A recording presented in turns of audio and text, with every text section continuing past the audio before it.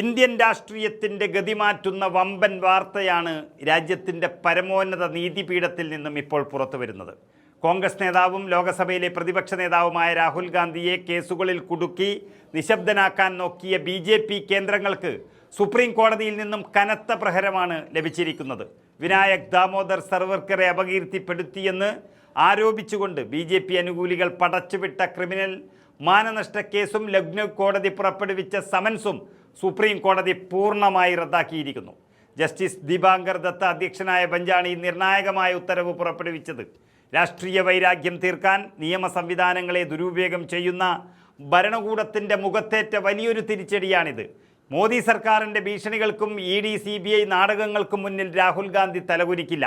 വേട്ടയാടാൻ നോക്കുന്നവർക്ക് പരമോന്നത നീതിപീഠം നൽകിയ ശക്തമായ മറുപടിയാണിത്. 2022 നവംബറിൽ മഹാരാഷ്ട്രയിൽ നടന്ന ചരിത്രപ്രസിദ്ധമായ ഭാരത് ജോഡോ യാത്രയ്ക്കിടെയാണ് രാഹുൽ ഗാന്ധി സവർക്കറെക്കുറിച്ച് സംസാരിച്ചത്. സവർക്കർ ബ്രിട്ടീഷുകാർക്ക് മാപ്പെഴുതി നൽകിയിട്ടുണ്ടെന്നും അവരിൽ നിന്നും പെൻഷൻ പറ്റിയിരുന്നു എന്നുമുള്ള ചരിത്രപരമായ വസ്തുതകളാണ് രാഹുൽ ഗാന്ധി ജനങ്ങളോട് വിളിച്ചു പറഞ്ഞത്. എന്നാൽ ചരിത്രത്തെ ഭയക്കുന്ന BJP ഇതിനെതിരെ രംഗത്ത് വന്നു. ലക്നൗ സ്വദേശിയായ ഒരു അഭിഭാഷകനെ മുന്നിൽ നിർത്തി രാഹുൽ ഗാന്ധിക്കെതിരെ ക്രിമിനൽ മാനനഷ്ട കേസ് ഫയൽ ചെയ്യിപ്പിച്ചു. ലക്നൗ മജിസ്ട്രേറ്റ് കോടതി ഇതിൽ രാഹുലിന് സമൻസ് അയച്ചു. അലഹാബാദ് ഹൈക്കോടതിയും BJPയുടെ രാഷ്ട്രീയ അജണ്ടയ്ക്ക് അനുകൂലമായി ഈ കേസിൽ ഇടപെടാൻ വിസമ്മതിച്ചതോടെയാണ് രാഹുൽ ഗാന്ധി സുപ്രീം കോടതിയെ സമീപിച്ചത്. എന്നാൽ കേസ് വളരെ വിശദമായി പരിശോധിച്ച സുപ്രീം കോടതി നിയമപ്രകാരം ആവശ്യമായ സംസ്ഥാന സർക്കാരിൻ്റെ യാതൊരുവിധ ഔദ്യോഗിക അനുമതിയും, അതായത് പ്രോസിക്യൂഷൻ സാങ്ഷൻ, ഈ കേസിന് പിന്നിൽ ഇല്ലെന്ന് കണ്ടെത്തുകയും കേസപ്പാടെ റദ്ദാക്കുകയുമായിരുന്നു.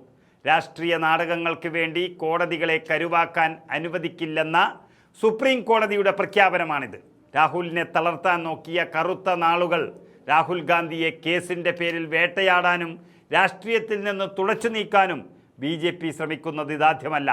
നമ്മൾ കണ്ടതാണ് 2019 കർണാടകയിലെ കോലാറിൽ നടത്തിയൊരു പ്രസംഗത്തിൻ്റെ പേരിൽ ഗുജറാത്തിലെ സൂററ്റ് കോടതിയിൽ രാഹുൽ ഗാന്ധിക്ക് 2 വർഷത്തെ തടവ് ശിക്ഷ വിധിച്ച സംഭവം. മോദി എന്ന പേരിനെ മാനഹാനി വരുത്തിയെന്ന വിചിത്രമായ ആരോപണമായിരുന്നു അന്ന് നൽകിയത്. ആ ഒരൊറ്റ വിധി മുൻനിർത്തി രാഹുൽ ഗാന്ധിയുടെ പാർലമെൻറ്റ് അംഗത്വം മിന്നൽ വേഗത്തിലാണ് BJP സർക്കാർ റദ്ദാക്കിയത്. അദ്ദേഹത്തിൻ്റെ വയനാട് MP സ്ഥാനം തട്ടിയെടുത്തു. ഔദ്യോഗിക വസതിയിൽ നിന്ന് പോലും ഒഴിഞ്ഞു പോകാൻ നോട്ടീസ് നൽകി ഇറക്കി വിട്ടു.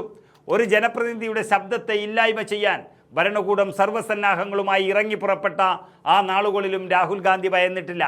എൻ്റെ വീട് അവർക്കെടുക്കാം, പക്ഷേ എൻ്റെ ശബ്ദം അവർക്കില്ലാതാക്കാനാകില്ല എന്നായിരുന്നു രാഹുൽ ഗാന്ധി അന്ന് മറുപടി നൽകിയത്. ഒടുവിൽ അവിടെയും സുപ്രീം കോടതി തന്നെ ഇടപെട്ടു. ആ കള്ളക്കേസിലെ ശിക്ഷാവിധി സ്റ്റേ ചെയ്യുകയും രാഹുലിൻ്റെ MP സ്ഥാനം അഭിമാനത്തോടെ തിരികെ നൽകുകയുമാണ് ഉണ്ടായത്. ഇന്ന് രാജ്യത്തിൻ്റെ പ്രതിപക്ഷ നേതാവായി രാഹുൽ ഗാന്ധി മാറിയിട്ടുണ്ടെങ്കിൽ ഇതുകൊണ്ട് തന്നെയാണ്.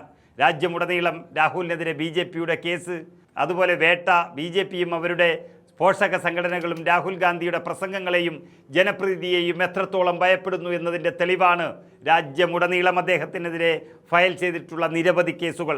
ആദ്യത്തേത് 2018 അന്നത്തെ BJP അധ്യക്ഷൻ അമിത്ഷായ്ക്കെതിരെ നടത്തിയ പരാമർശത്തിൻ്റെ പേരിൽ ഉത്തർപ്രദേശിലെ സുൽത്താൻപൂർ കോടതിയിലും ജാർഖണ്ഡിലും രാഹുൽ ഗാന്ധിക്കെതിരെ നിലനിൽക്കുന്ന മാനനഷ്ട കേസുകളായിരുന്നു. ഇതിൽ ശബ്ദ സാമ്പിൾ ശേഖരിക്കാൻ വരെയുള്ള നാടകങ്ങൾ കോടതിയിൽ അരങ്ങേറി.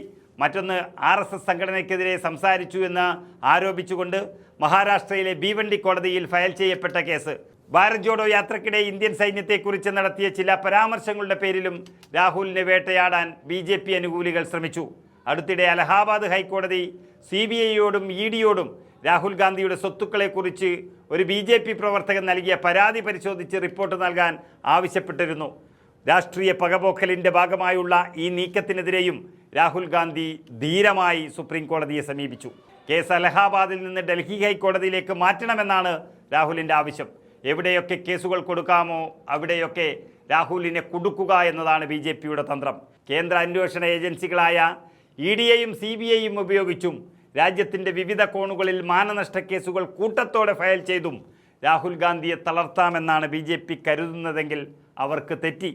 തനിക്കെതിരെ എത്ര കേസുകൾ വേണമെങ്കിലും എടുത്തോളൂ, അതൊക്കെ തനിക്ക് മെഡലുകളാണ് എന്നും ഞാൻ സത്യത്തിന് വേണ്ടി പോരാടുന്നത് കൊണ്ടാണ് അവർ തന്നെ ലക്ഷ്യം വെക്കുന്നതും എന്ന രാഹുൽ ഗാന്ധിയുടെ വാക്കുകൾ BJPക്കുള്ള ശക്തമായ താക്കീതാണ്. കന്യാകുമാരി മുതൽ കശ്മീർ വരെയും മണിപ്പൂർ മുതൽ മുംബൈ വരെയും ജനങ്ങൾക്കിടയിലൂടെ നടന്ന് ഇന്ത്യയുടെ യഥാർത്ഥ ശബ്ദമായി മാറിയ ആളാണ് രാഹുൽ ഗാന്ധി. പാർലമെന്റിൽ അദാനി മോദി കൂട്ടുകെട്ടിനെതിരെയും ഭരണകൂട വേട്ടയാടുകൾക്കെതിരെയും വിട്ടുവീഴ്ചയില്ലാതെ പോരാടുന്ന രാഹുൽ ഗാന്ധിയെ ഭയപ്പെടുത്താൻ നോക്കുന്ന BJP അവരുടെ തന്ത്രങ്ങൾ ഓരോന്നായി പൊളിയുകയാണ്. എത്രയൊക്കെ വേട്ടയാടിയാലും ജനങ്ങളുടെ അവകാശങ്ങൾക്ക് വേണ്ടിയുള്ള പോരാട്ടത്തിൽ നിന്നും ഒരടി പോലും പിന്നോട്ടില്ലെന്ന് അദ്ദേഹം തെളിയിച്ചു കഴിഞ്ഞു. BJPക്ക് കനത്ത തിരിച്ചടിയും പ്രതിപക്ഷത്തിൻ്റെ വിജയവും.